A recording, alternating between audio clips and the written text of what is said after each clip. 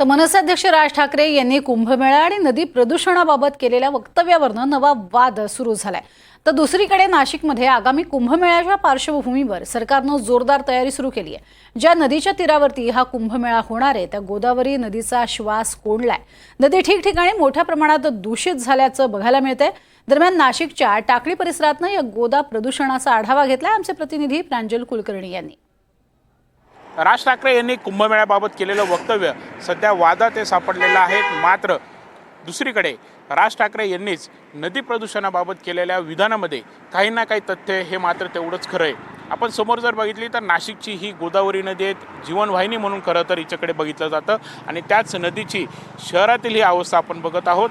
नाशिकचा तपोवन टाकळी परिसर आहेत, इथे शेजारी आपण बघितलं तर STP प्लांट आहेत आणि त्या STP प्लांटमधून बाहेर पडणारं रसायनयुक्त पाणी हे थेट नदीमध्ये अशा प्रकारे पाईपाद्वारे मिसळले जातात आणि यामुळे नदीची अवस्था आपण बघितली तर पाणी हे संपूर्णतः फेसाळलेलं आहे।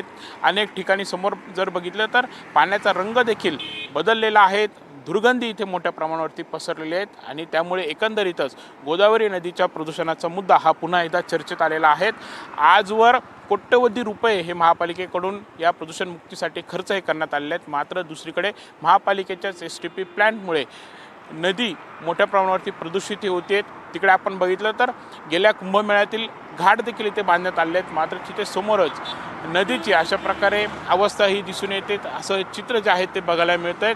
खरं तर आता पुढच्याच वर्षी कुंभमेळा देखील होणार आहेत। या परिसरामध्ये देखील शाही स्नान असतील किंवा भाविक जे आहेत ते इथे स्नान हे करत असतात। मात्र गोदावरीच्या अशा पाण्यामध्ये आता साधू महंत असतील किंवा भाविकांनी स्नान करायचं का असाच प्रश्न आता नाशिककरांना पडलेला आहे।